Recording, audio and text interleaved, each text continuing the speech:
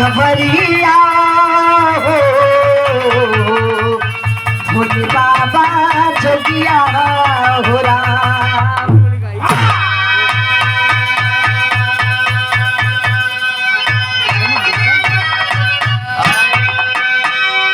चार लाइन का भूमिका कवि से बिरहा के अंदर लिखलन।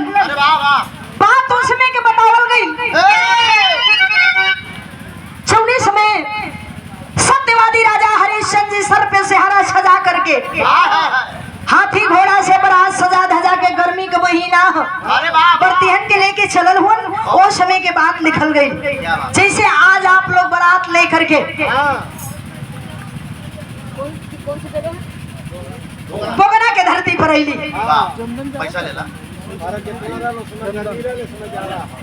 ये देखिए 51 रुपए का पुरस्कार आदरणीय आप विनोद गुप्ता जी ग्राम प्रधान भड़सर जिला पंचायत। बढ़िया बढ़िया गाड़ी फॉर्च्यूनर से आवत है। उस समय ये गाड़ी नहीं रहे, ना फॉर्च्यूनर रहे, ना बोलेरो रहे, ना ही मार्शल रहे। हाथी घोड़ा का सवारी हो, कुछ बराती पैदल चलल हो। गर्मी का महीना हो। भूमिका के लाइन से संकेत मास्टर आवा।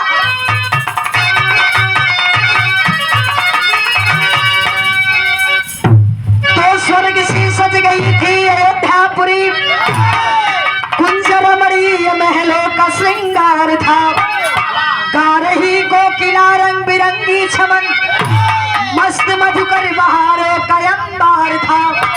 सज सहनाइयों की झुमे नर्तकी, मद मुदित नाचने गीत गाने लगी। वेद विधि ब्याह राजा हरिश्चंद्र की, सज अयोध्या से बारात जाने लगी।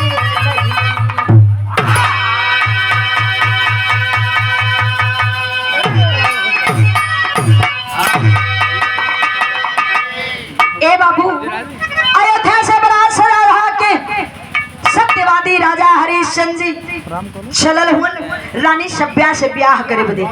जौने समय ब्याह करे बदे चलल हुन मास्टर साहब। बिरहा में एक लाइन कव्वाली के टुकड़ा लगत हो कैसे।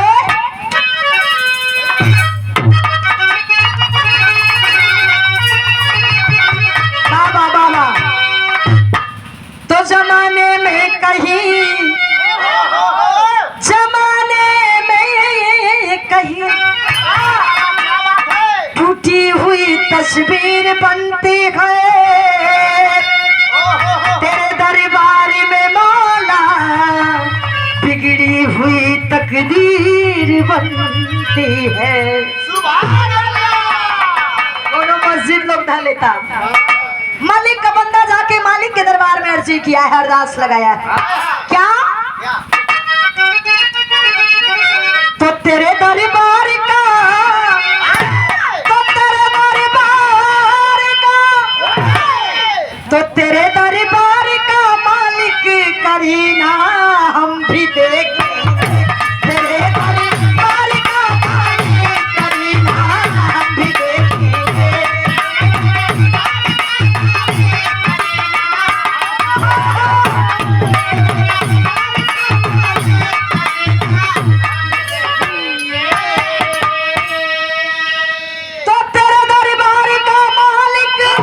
करीना हम भी देखेंगे, अरे करीना हम भी देखेंगे।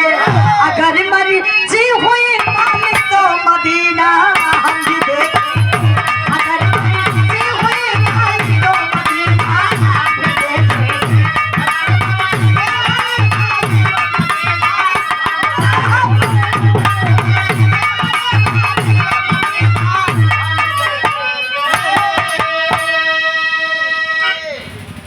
कव्वाली के टुकड़ा रहल, लेकिन भाव में बड़ी ऊंची बात निकल गई। चौना समय सत्यवादी राजा हरिश्चंद्र जी सर पे सेहरा सजा के, हाथी घोड़ा से बारात सजा धजा के, खुशी का भाव लेके बरतिहन के चलल हुन। उस समय के भाव लिखल गई। का लिखल गई तो बात सरी शादी का सेहरा, तो बात सरी शादी का सेहरा, चली बारात शादी, बात सरी शादी का सेहरा।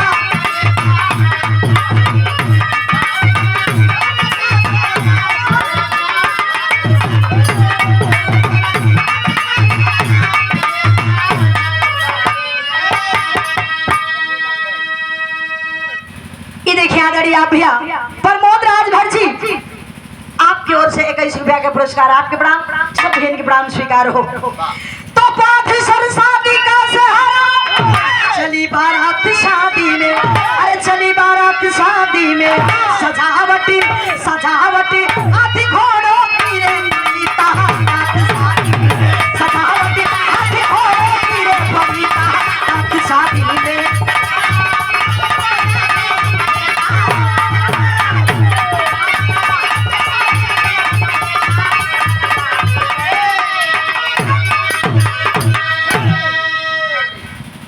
चल देहलस जोने समय बारात चलल नज्म के लाइन से कहानी की शुरुआत होत मास्टर। कैसे?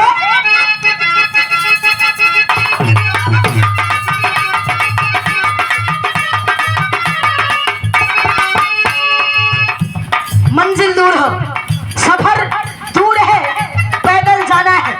कुछ बराती हाथी घोड़ा का सवारी कैले हुए, कुछ बराती पैदल चलल हो।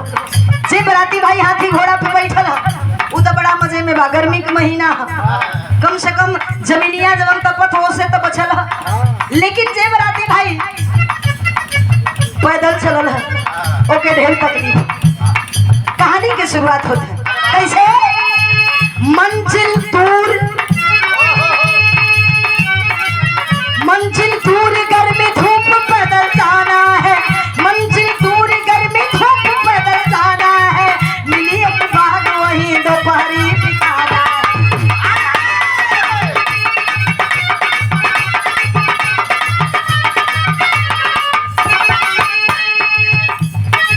सुहानी बाग में बारातियों का डेरा था,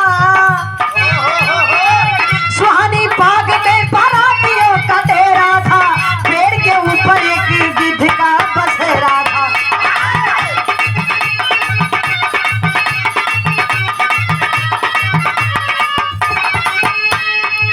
माता गिद्ध से बोली स्वामी जाना होगा। ए बाबू धीरे धीरे बारात एक बगीचा में पहुंचल। जब बगीचा में बारात पहुंचल, हरिश्चंद्र जी सत्यवादी राजा हरिश्चंद्र जी कहलन आय कायास अपना मित्र कायास कहलन आय कायास जितना बर्तिया उन सबके आदेश दे दो, सबको आदेश दे दो यही बगीचा में सब लोग पड़ाव डाल दे, विश्राम कर ले। एकरी बाद दोपहरिया बीत जाई, जब साँझ होई जुड़ होई मौसम ठंडाई तब बारात लेके अपनी रानी सभ्या के दरवाजे पर जान जाए। चौना पेड़ के नीचे सत्यवादी राजा हरिश्चंद्र जी और कायास जी बैठल हुआ। वही पेड़वा के ऊपर एक गिद्ध और गिधनी बसेरा रहल। दोनों गिधवा गिधनिया आपस में बतियावत हो। गिधनिया गिधवा से कहत थी का मादा गिद्ध से बोला स्वामी जाना होगा, मादा गिद्ध से बोली स्वामी जाना होगा, आज मानव की मांस हमको खिलाना होगा।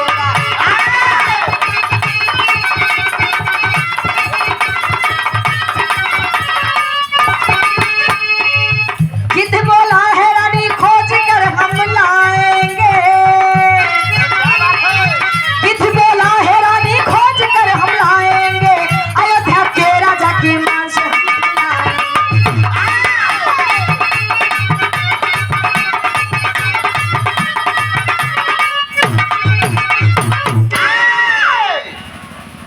गिद्धवा गिधनिया आपस में बतियावत हम दोनों पेड़वा के ऊपर आ।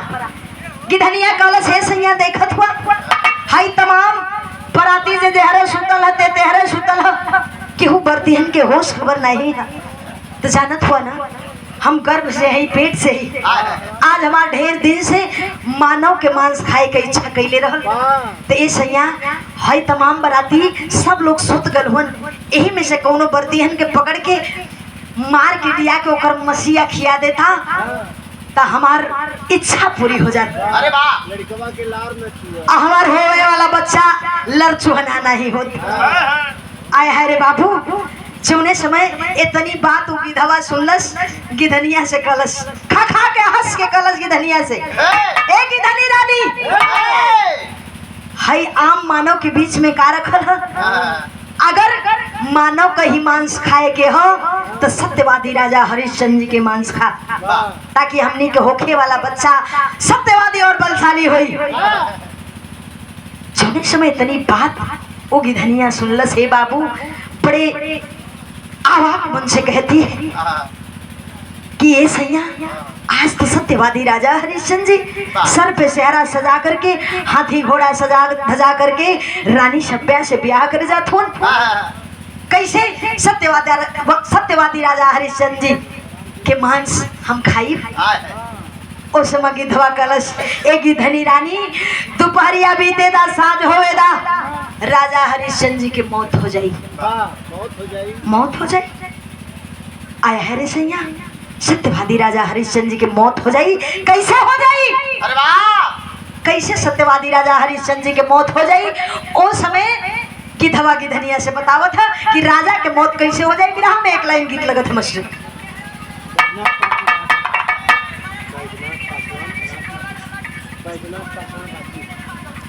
ऑलरेडी आप भैया जी बैजनाथ पासवान जी रांची से ये 101 रुपया के आशीर्वाद आपके प्रणाम सब भैया के प्रणाम स्वीकार हो आशीर्वाद की जाए है।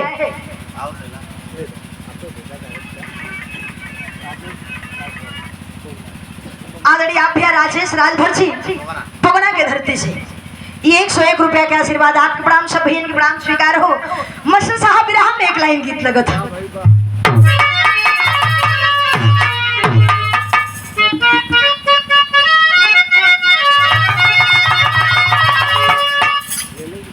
नहीं ले ला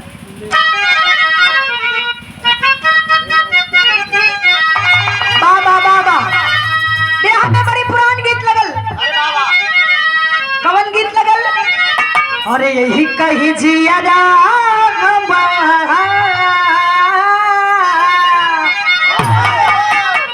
यही कही जिया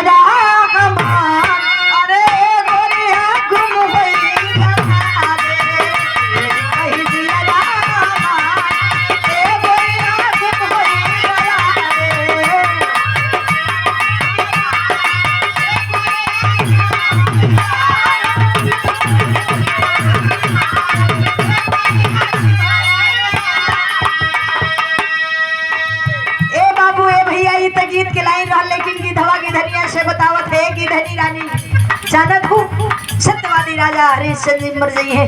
कैसे मर गई है सैया? गिधवा बतावत है हाथी पर हो के सवार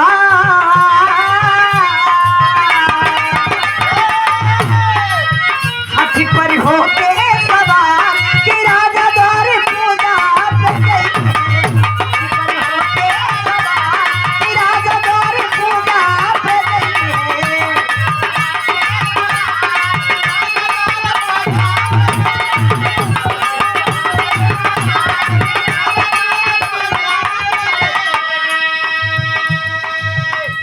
धनी रानी जौने समय सत्यवादी राजा हरिश्चंद्र जी हाथी पर बैठ के द्वार पूजा लगावे जाई है वही समय हथिया पगला जाई। आज जब हथिया पगला जाई तो जानत हूँ का करी? सुन से लपेट हाथी पर से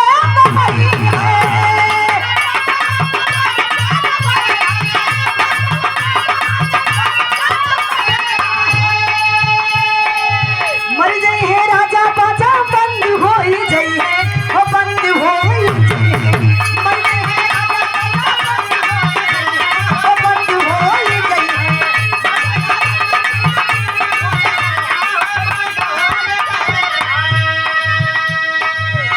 गई है सब प्यार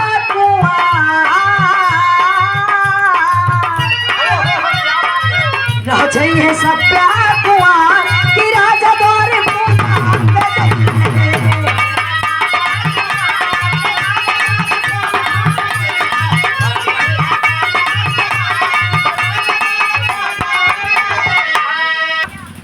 जौने समय तनी बतिया सुनस कलश आए है रे सैया। इस राजा के बचला के कोनो उपाय तो होई? गिधवा कलश है गिधनी रानी राजा के बचला के कही उपाय है। हमनी दोनों प्राणी जवन आपस में ही बतियावत है उनकर जवन मित्र बगलिया में बैठल हुन कायास्त जी हमनी के बतिया के सुनत हुन और अच्छी तरह से समझत हुन। उस समय गिधवा कलश गिधनिया कलश ए सैया आखिर में कैसे हमनी के बात के सुन सकलन और समझ सकलन वो एक मानव जाति हुन और हमनी पंछी है। हमनी पंछी के बात के वो मानव जाति कैसे समझ सकलन? गिधवा कलश है कि धनी रानी कायास्थ के वरदान है। कायास्थ को वरदान मिला है कि कायास्थ हर पशु पक्षी के बात के सुन सकलन और समझ सकलन। लेकिन ए रानी जानत हो कायास्थ जी के सामने बहुत बड़ी संकट है, बहुत बड़ा लेकिन है क्या कि बतिया के कोनो मानव जाति से नहीं बता सकलन। अगर कोनो मानव जाति से ही बात बता दी है तो सर से लेके पांव तक कायास्थ पत्थर हो जाई है। अब पत्थर शरीर में जान लेके आवे बदे उनके कोनो बालक को बलि देवे के होई। सारी बात कायास्थ जी गिधवा गिधनिया को सुनत होन। गिधवा गिधनिया आपस में ही बतियावत होन। कायास्थ जी सुनत होन। ए बाबू उस समय एक बात और गिधवा कहलस, एक धनी रानी जानत हो यहाँ तो राजा के जान बच जाई, लेकिन राजा के जान के आगे भी खतरा है। गिधनिया कलश कौन खतरा सैया? गिधवा बतौलस। का बतौलस?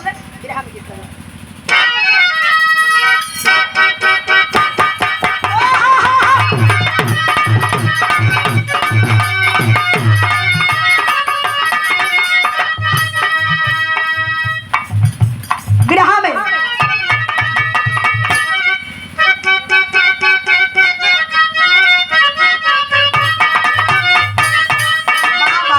क्या बात है? अरे पियावा अब है सैया कि दुल्हा मिलल बाला मोंगावा देखै के सपना नदी पियावा मिलल बा।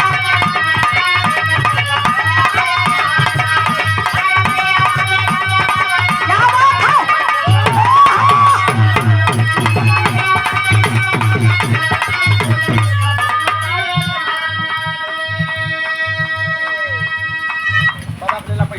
प्रणाम सत्री प्रणाम स्वीकार हो, आशीर्वाद खिंचा है।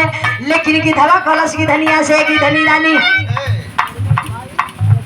ये देखिए आदरणीय आप लड़का के भैया जी आज के 9 बादशाह दूल्हे राजा जी के भाई आप लक्ष्मण भैया जी की ओर से आपके प्रणाम सब भैया के प्रणाम स्वीकार हो। गिधवा की धनिया से कहा देगी धनी रानी वहां तो राजा के जान बच जाई, लेकिन जौने समय रानी के सभ्या रानी के दुल्हन बना के अयोध्या नगरी में लेके जाइए, वहाँ राजा जी के सर पटस ले ही राजा जी मर जाइए। आय हाय रे सैया वहाँ भी तो राजा के जान के बचला के कोनो न कोनो उपाय होई। उस समय कहत है का राजा के होई है मऊतिया सुहाग वाली रतिया ए गोरिया राजा के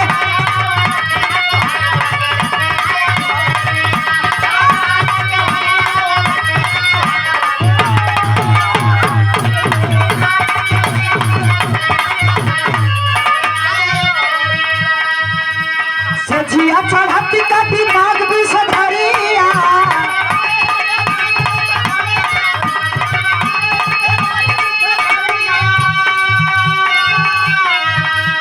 नहीं बची जान घेरी गम के बटरिया।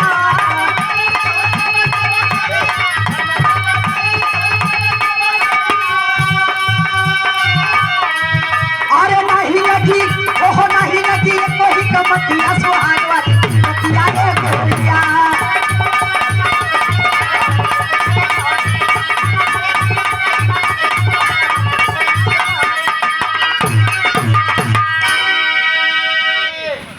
ए रानी राजा के मौत हो जाई। सुहाग रात वाले कच्छ में जौने समय राजा जी सुहाग रात मनावे जाई है, रानी सभ्या से एक विषधर सर्प निकली और राजा जी के डसले ही राजा मर जाई है। आया हाय रे बाबूजी सारी बात गिधवा गिधनिया का कायास्थ जी बैठ के वही पेड़वा के नीचवा सुनत होन। सत्यवादी राजा हरिश्चंद्र जी गहरी नींद में सुत गल होन, सब बराती सुत गल होन। अब बगीचा का बात इधर बगीचा में छोड़ दिया जाई। बारात रानी सभ्या के दरवाजे पर पहुंचल है। रानी सभ्या के दरवाजे पर पहुंची है। जौने समय रानी सभ्या के दरवाजे पर पहुंचल है बाजा बजत है, सब लोग मगन मस्त हुआ बरतिया सब झूमत हुआ गावत हुआ। जे जेहरे बिजी है ते तेहरे बिजी है, जैसे आज यहाँ सब डीजे पर बिजी रहल। वैसे ही वहां बारात पहुंचल, सब लोग व्यस्त हो गए, लेकिन कायास्थ जी के दिल में चिंता, मन में चिंता कि राजा जी के जान के आज खतरा है। अगर हाथी पर बैठ के द्वार पूजा लगावे जाइए तो हाथी पगला जाइए और राजा जी के मार दही। आए है रे बाबू, उस समय निगरानी में हुआ, चारों तरफ घूमत हुआ, राजा जी के आगे पीछे इधर उधर घूमत हुआ कि आज राजा जी के जान के हमें बचावे के है। उस समय भाई का मास्टर विदेशिया के भाव लगा बिहार में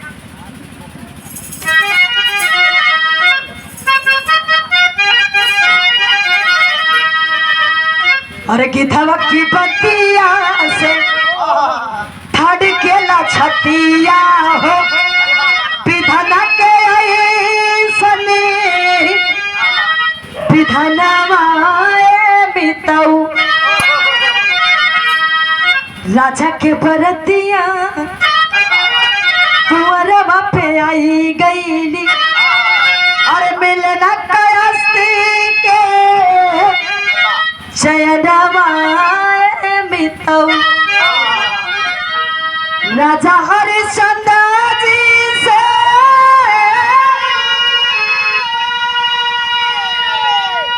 और कैले रजिया हो अरे घोड़ा से करावा परी छनवाए बिताऊ। ए बाबू, घर से आदेश, घराती पद से आदेश आता है कि ब्याहे का बेला बीतल जात है, जितना जल्दी हो सके आप लोग द्वार पूजा लगा दीजिए। आए है रे बाबू, सत्यवादी राजा हरिश्चंद्र जी हाथी की ओर बढ़े हैं, चलल उहन हाथी पर बैठे बदे द्वार पूजा लगाओ बदे। तब तक कायास जी पहुंच गए। कायास जी पहुंच के हथवा पकड़ के कहलन, आए दोस्त, ये हाथी पर आप बैठ के द्वार पूजा मत लगावा। सत्यवादी राजा हरिश्चंद्र जी सवाल करने लगे, अहे कायास्थ, आखिर में हाथी पर बैठ के द्वार पूजा हम काहे बदे ना लगाई?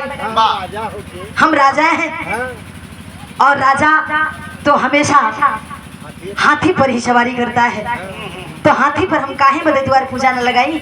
कहलन, अहे दोस्त, तो हमार बचपन का मित्र हुआ, बचपन से तो से हमसे दोस्ती, आज हमके बड़ी घबराहट है, हमरे दिल में बड़ी चिंता है, बड़ी मन हमार पता न कैसे आज घबरा था कि जैसे आज कुछ अनहोनी हो वाला है।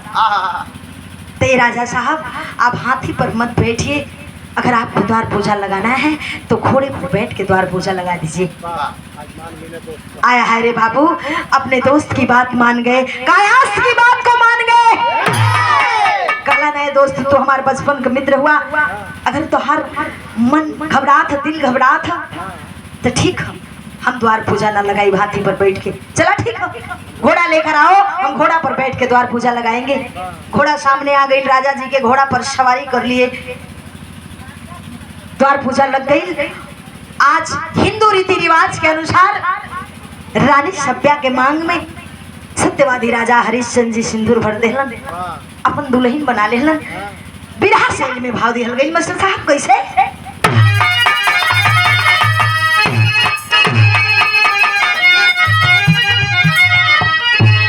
अरे नजर से बरसे स्वाति की घटा, ओ नजर से बरसे स्वाति की घटा, तो भर गई मांग चली सभ्या बाबुल के।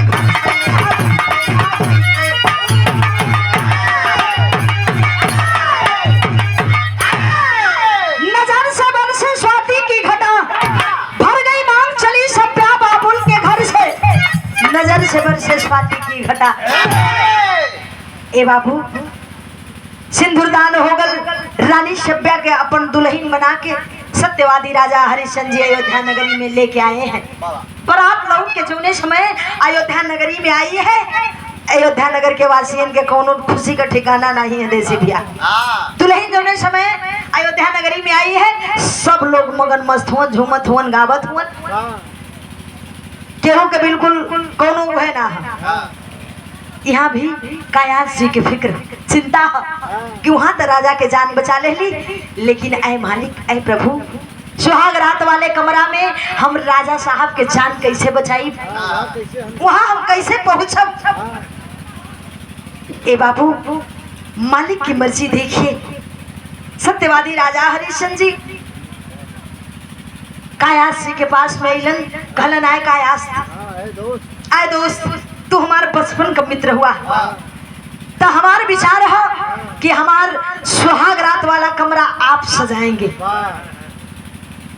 जैसे सजाना आप सजा दीजिए, लेकिन मेरा सुहाग रात वाला कमरा आपके हाथों सजना चाहिए। अरे बाप रे बाप, जौने समय इतना बतिया सुनलन हो बाबू, कायास्त के खुशी के कोनो ठिकाने ना है। बगिया में खूबसूरत फूल के बगिया में पहुंचे हैं, एकदम ताजा बगिया का फूल चुन के डलिया में भर लेहलन, जौना डलियवा में फूलवा भर ले हो बाबू, वही फूलवा के नीचवा एगो छोटा सा हथियार छुपा के रख लेलन। राजा जी के जान के हिफाजत बदे हथियार छुपा के रख के लेके चलल हुन। कैसे मास्टर बिरहा में एक लाइन गीत लगत है,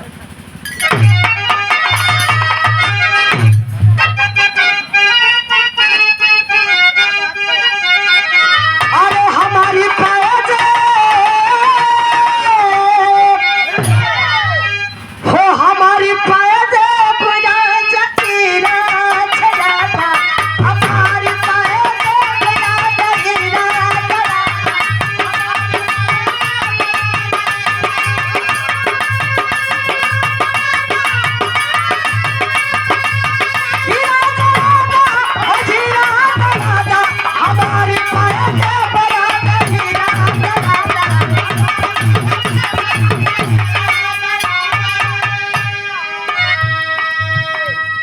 बाबू, ये भैया ई तो गीत के लाइन रहल, लेकिन कायास से एकदम कमर कस के तैयार हो गए राजा जी के जान के हिफाजत करने के लिए, बचाने के लिए उनके जान को।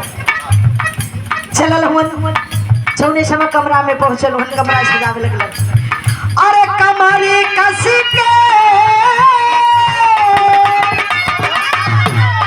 कमरी कस के बाधा फेंका कटरिया, कमरी कस के बाधा फेंका,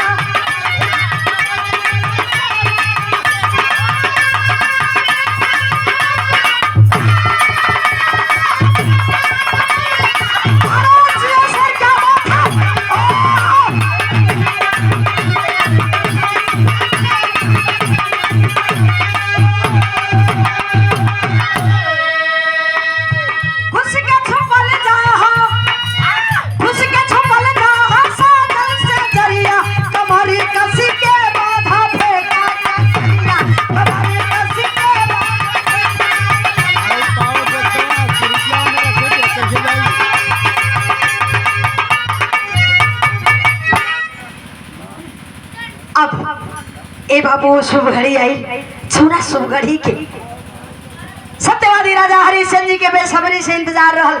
धीरे धीरे दोपहरिया बीतल, सांझ भइल, सुहाग रात वाले कमरे में पहुंचे। इधर कमरवा के सजा के कायास जी पलंग पर चद्दर बिछा देलन, और चद्दरवा के जमीन तक फहरा के लगा देलन, वही पलंगिया के नीचे छुप के बैठ गए हथियार लेके।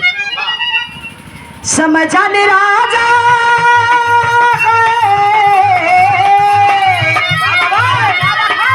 समझाने राजा फिसर गई लाई,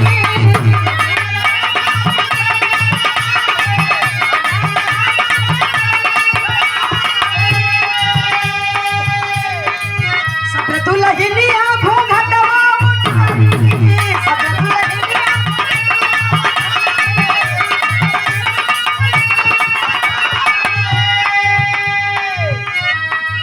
कोने से निकलल बा, कोने से निकलल बा नाग फिसखरिया, कमर कस के बाधा फेंका कटरिया।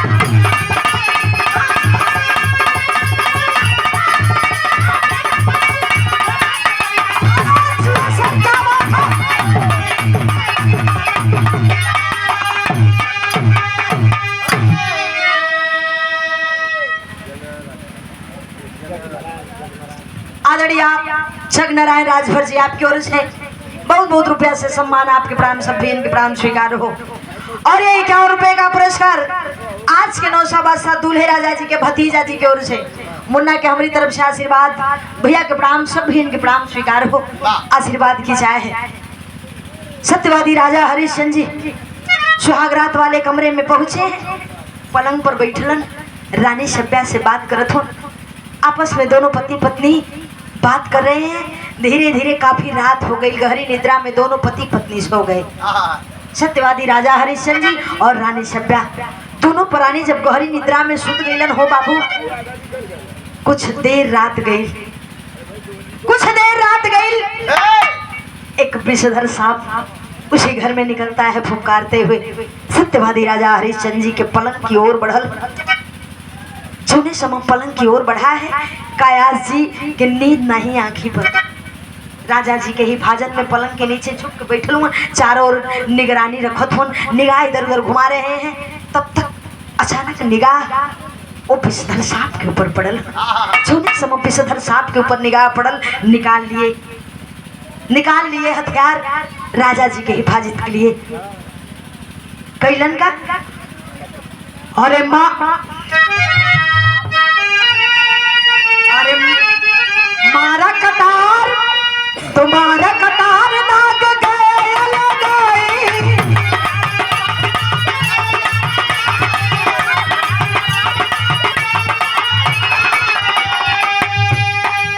पलंग के नीचे से आंगन में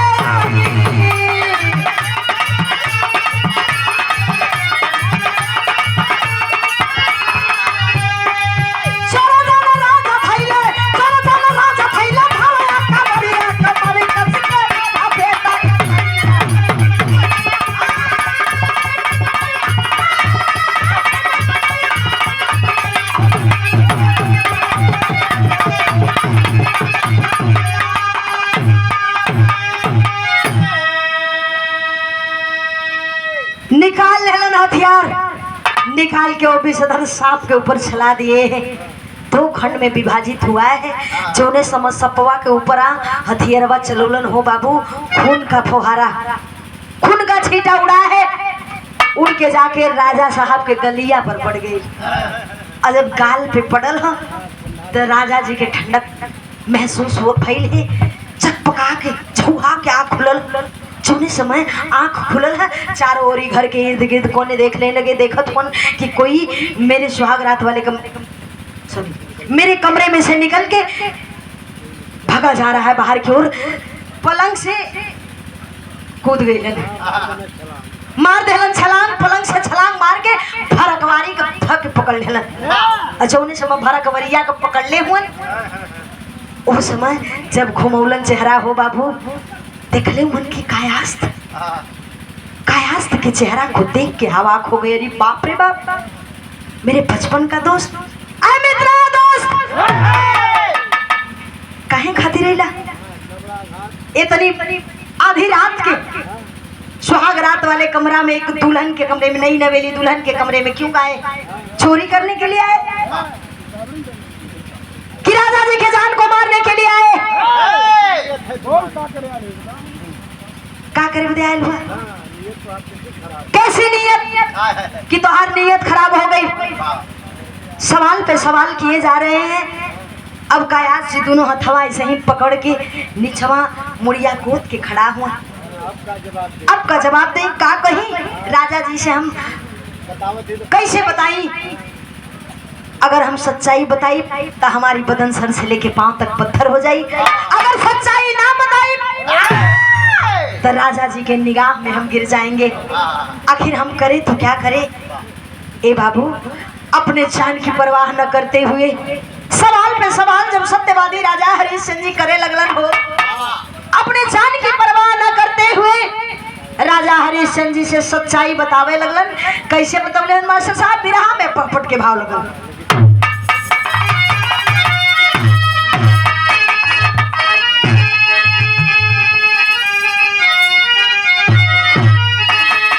दुनिया में बाप 2 दिन का मेहमानी राजा रानी से, अरे दुनिया में बाप 2 दिन का मेहमानी राजा रानी से, तक की फराज की कहने लगे कहानी राजा रानी से।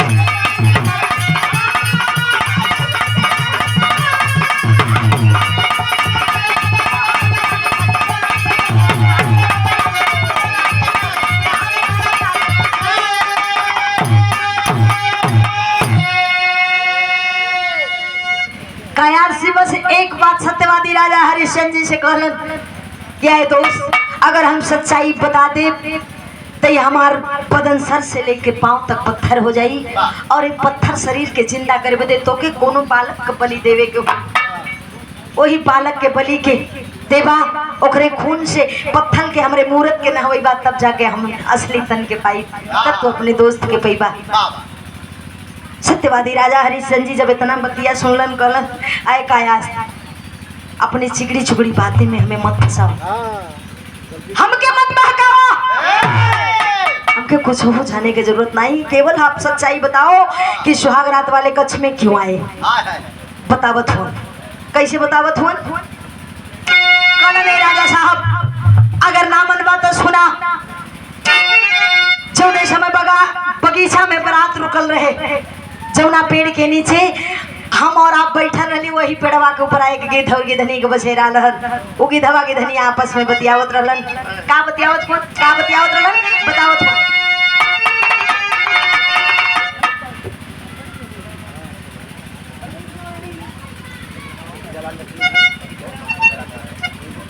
ये देखिए आदरणीय आप निर्गुण के आप सम्राट हैं, आदरणीय आप हीरालाल जख्मी जी, आपकी ओर से ही बहुत बहुत रुपयों से सम्मान, आपको राम से बहन के नाम स्वीकार हो, आशीर्वाद की जाए है। उस समय सारी सच्चाई को बतावत हुन, कैसे बतावत हुन? अरे बदन सवारी हाथी का घोड़ा से होई पर छलवा हो, सुहाग वाली रात में जाई राजा जी का जनवा हो। अरे पलंग के नीचे सुतली है नदानी राजा रानी से, दया पकड़े भले जाई अरे जिंदगानी राजा रानी से। गलन ए साहब, ऐ दोस्त, जानत हुआ जवन हम आपके हाथी से उतार के घोड़ा पर बैठ के दोरा चार लगौली, जानत हुआ वो हथिया पगला जात और आपके जान से मार देते। यही से हम आपके घोड़ा पर सवारी करे बदे मजबूर कर देली कि आप घोड़ा पर सवारी करा। और आज सुहाग रात कच्छ में हमें बदेली कि एक विषधर सांप निकलल, आपके काट लेता आप मर जाता। अगर विश्वास नहीं है राजा जी तो कटा हुआ सांप आपके कमरे में अभी तक पड़ा है, जाके देख लीजिए। आए हाय रे बाबू, इतनी बात बतौले हुन, बतावत बतावत धीरे धीरे सर से लेके पांव तक कायास तक बदन पत्थर हो गई। जब पत्थर हो गई तो सत्यवादी राजा हरिश्चंद्र जी भरकवारी को पकड़ ले हुए। जब भरकवारी को पकड़लन हो बाबू, फफक फफक के रोवत हुन, कलन है मेरे दोस्त कहाँ चल गईला, कितनी भारी फूल हो गई, इतना हम तेरे ऊपर ना विश्वास करे फूली कि हम सब कुछ भूल गए। ए बाबू, आज भरकवरिया को पत्थरवा के मूर्तिया के पकड़ के रोवत हुन, आल्हा के भाव लगल मास्टर विराम में कैसे।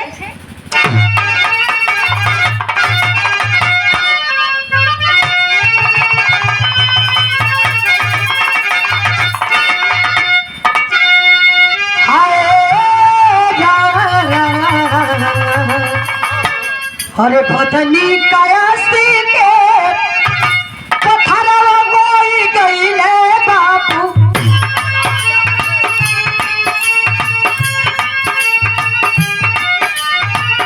बेटा हरिश्चंद्र राजा भागे कवा,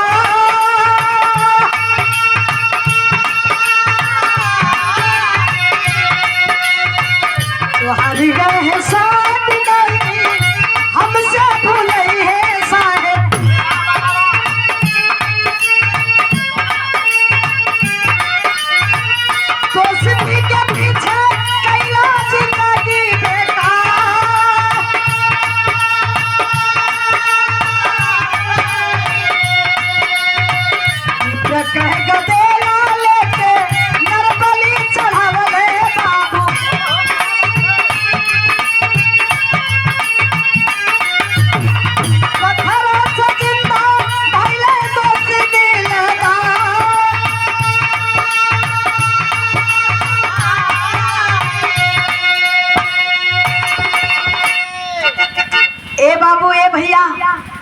अब धीरे धीरे सब कुछ सत्यवादी राजा हरिश्चंद्र जी भूल गए, अपने बाल परिवार में मस्त हो गईलन। एगो लड़का भइल, जौना लड़का के बड़ा प्यार से दोनों प्राणी नाम रखले हुए रोहित। अपने मेहरारू लइकन में मस्त हो गईलन। एक दिन रानी सभ्या घूमत फिरत उनकर निगाह अचानक वो पत्थर के मूर्त के सामने पड़ल। जब पत्थर के मूर्त के सामने पड़ल हो तो राजा जी से सवाल कैली कि है सत्यवादी राजा हरिश्चंद्र जी, हमें एक बात बता दीजिए, आप तो अपने बाल परिवार में खुश हैं, मस्त हैं, मगन हैं, सब चीज देखत हुआ, लेकिन एक को बार कबो ये सोचला कि है जौन पत्थर का मूर्त खड़ा हुन, जवन तोरे जान का हिफाजत कैलन, जवन तोहार जान बचौलन, उनकर बाल परिवार, उनकर मेहरारू लइका, उनकर घर परिवार कैसे हुई? आप तो भूल गए, बड़े ही स्वार्थी हैं राजा साहब आप। जौने समय इतनी बड़ी ताना रानी सभ्या मरले ही वो ताना जाके लगल है करेजा में, जाके सत्यवादी राजा हरिश्चंद्र जी के लगल हो बाबू। गैल हुन एक ब्राह्मण के लइका के चुरा के लेके अइलन, कायास्थ के पत्थर के मूर्त के सामने ओके बलि चढ़ौले हुन। जब बलि चढ़ौलन तो समय भइल का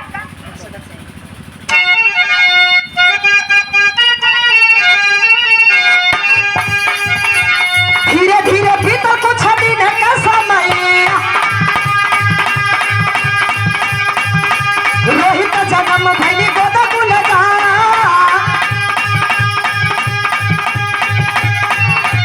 ब्रह्महत्या दोष हरिश्चंद्र होई गई, गुरु विश्वामित्र भइले गुस्से में अंधा, राजपथ राजमहल गुरु मांगे लिया, काशी नगरिया आई पूरा परिवार,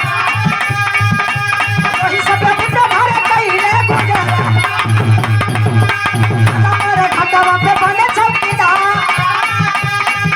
तुरंत के कनार की सफारी, मरी गई रोहित बचला आता।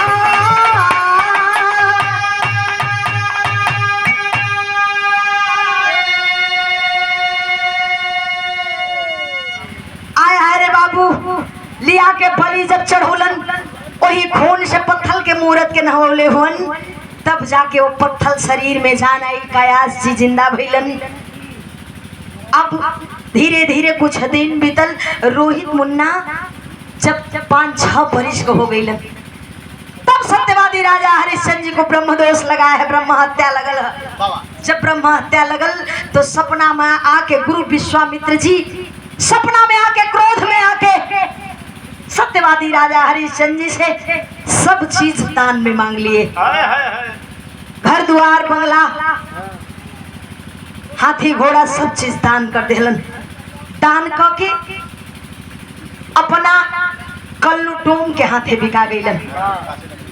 काशी नगरी में मणिकर्णिका घाट पे लाश जलावे का काम करे लगलन, और रानी सभ्या एक ब्राह्मण के घरे चौका बर्तन का काम करे लगलिन। और जो छोट बचवा 5-6 साल का मुन्ना, जौना मुन्ना के नाम रोहित बतावल गई, मुन्ना रोज वही ब्राह्मण के खातिर बगिया में फूल चुने खातिर जाए। एक दिन संजोग खराब भइल हो बाबू, भइल कहा बिरहा के आखिरी भाव में लिखल गया,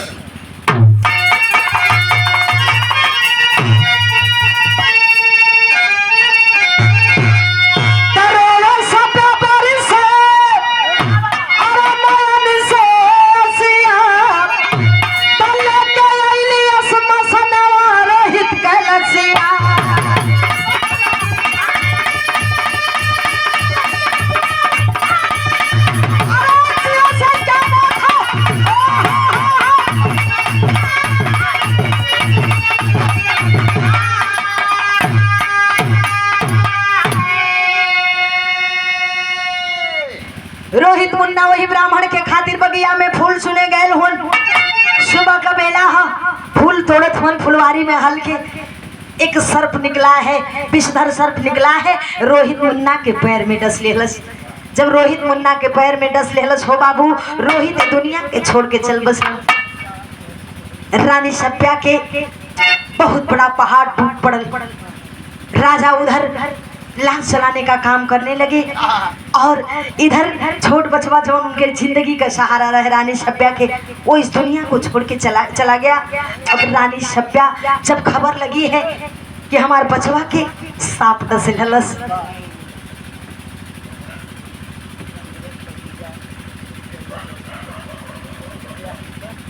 अच्छा ये देखिए 101 रुपया के पुरस्कार आप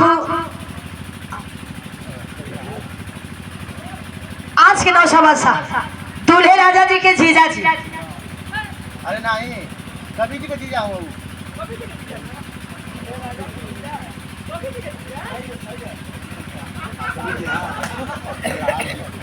चंद्रहास जी के जीजा जी।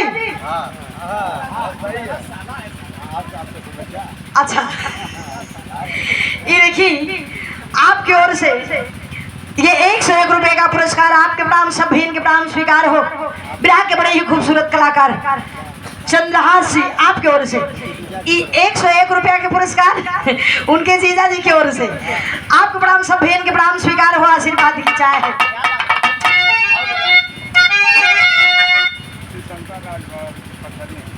ये देखिए आदरणीय आप श्री शंकर राजभर जी कथरिया की धरती से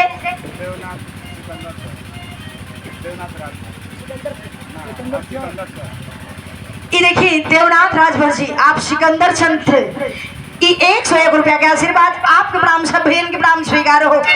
आशीर्वाद की चाहे ए बाबू रोहित मुन्ना के पैर में जब सांप डस लेलस, रानी सभ्या को खबर लगी है। फटे पुराने वस्त्र में लिपटी हुई रानी सभ्या रोते बिलखते बगिया में पहुंची है। बगिया में पहुंचे नहीं, नो बछवा के गोदिया में उठा के रोवत है, छतिया से लगा के रोवत है। रोते बिलखते मणिकर्णिका घाट पर लेके पहुंचे हैं दाह संस्कार करने के लिए। कैसे मास्टर? अरे सत्यवादी राजा आज बने चौकीदार हो, और कर्जा चुका के करे अंतिम संस्कार हो।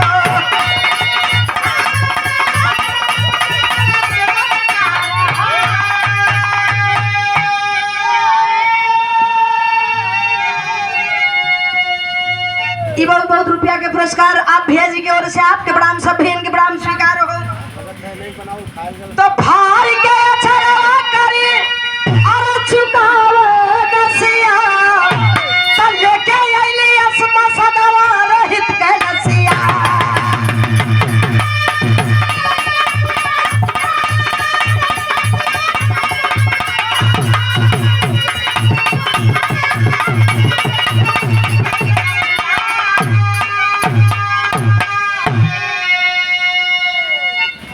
जब रोहित मुन्ना की लाश को लेकर रानी सभ्या मणिकर्णिका घाट पर पहुंचती है, जहां सत्यवादी राजा हरिश्चंद्र जी लाश जलाने का काम कर रहे हैं। सत्यवादी राजा हरिश्चंद्र जी से अपने बचवा का दाह संस्कार करे खातिर अग्नि मंगले ही, छोटे समाग्नि मंगले ही सत्यवादी राजा हरिश्चंद्र जी कर मांगे हैं। ऐ रानी पहले कर चुका दो तब अग्नि मिलेगी।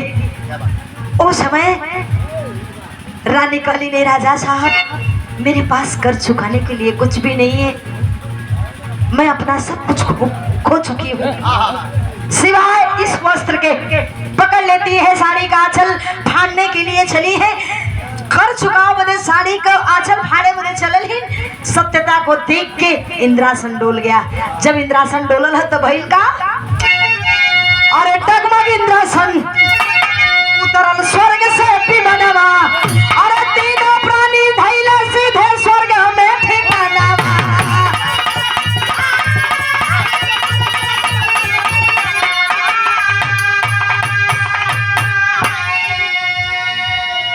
स्वर्ग से विमान उतरा, तीनों प्राणी के सीधे से स्वर्ग में ठिकान मिलल। यही से हमरे विरह का कहानी समाप्त भई। त गावा गुरु बिहारी और काशी का बसिया तले के हिली असमा धनवा रोहित के लसिया।